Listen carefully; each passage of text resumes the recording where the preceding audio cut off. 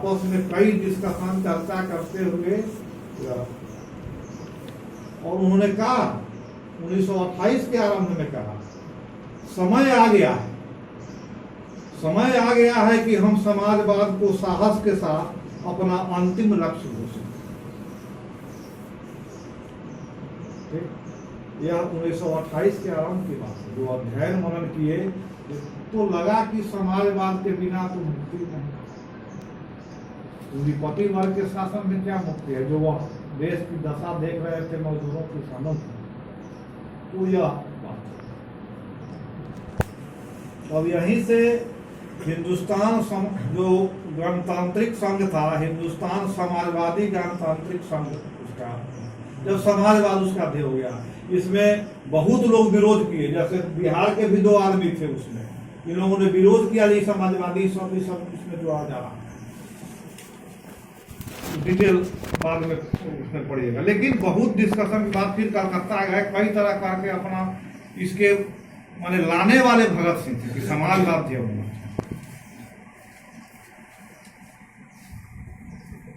उसी के घोषणा पत्र में था, जब समाजवादी गणतांत्रिक संघ हो गया, विदेशियों की गुलामी से भारत की मुक्ति के लिए यह एसोसिएशन सशस्त्र संगठन द्वारा भारत में क्रांति के लिए दृढ़ संकल्प, माने इस पार्टी का काम है सशस्त्र संगठन द्वारा क्रांति करना। उसी में है कि क्रांति एक नियम है और क्रांति एक सत्य है कि क्रांति होनी है और एक नियम है। वह उसका ही नहीं है कि कुछ भी नहीं।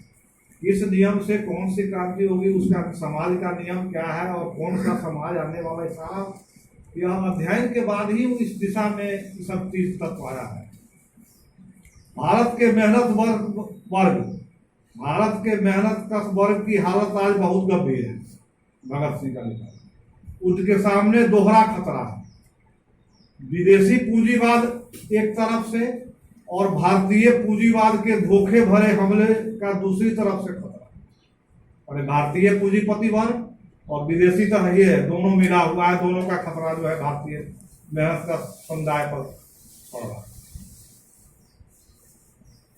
भारतीय पूंजीवाद विदेशी पूंजी के साथ हर रोज गठजोड़ कर रहा है।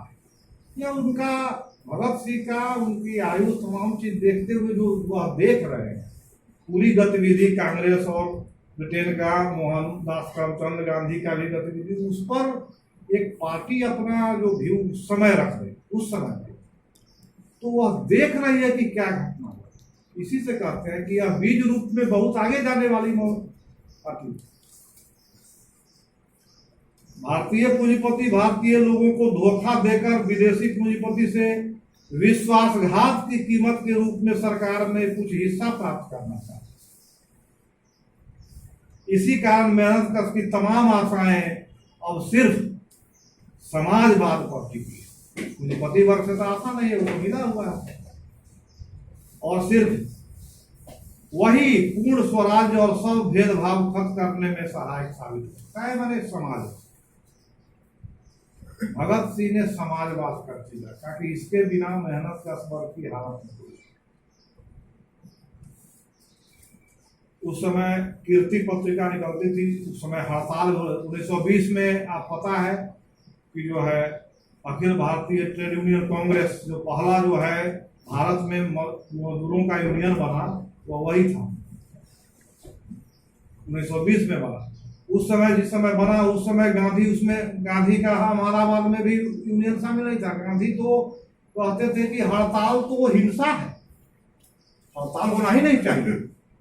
अब पूंजीपति वर्ग के हड़ताल हो गया तो हिंसा हो गया, अब वो अहिंसा उनका नारा था। गांधी जी कांग्रेस के नेता, दूसरी ओर भगत सिंह हड़ताल के बारे में क्या कहते हैं और गांधी क्या कहते हैं? गांधी हड़ताल के विरोधी है, हड़ताल नहीं होना चाहिए, मजदूर की समस्या में है, कोई बात नहीं। भगत सिंह का क्या काम है? उसमें वेतन कम, काम ज्यादा और व्यवहार बुरा, मजदूर की दशा पर उस समय लिख गया। वेतन कम, काम ज्यादा और व्यवहार उसके साथ खराब हो रहा। और इसी समय जो कि जिक्र भी हुआ, जैसे पब्लिक सेफ्टी बिल जो है, लोक सुरक्षा जो बिल है, या फिर औद्योगिक विवाद अधिनियम, ट्रेड डिस्प्यूट बिल, इस समय ही आया था। इसके पहले जलियांवाला बाग हो चुका था 1919 में रॉलट एक्ट के खिलाफ। तो अभी था अधिकार का ही है पकड़, किसी को गिरफ्तार किया जा सकता। तो इसमें जो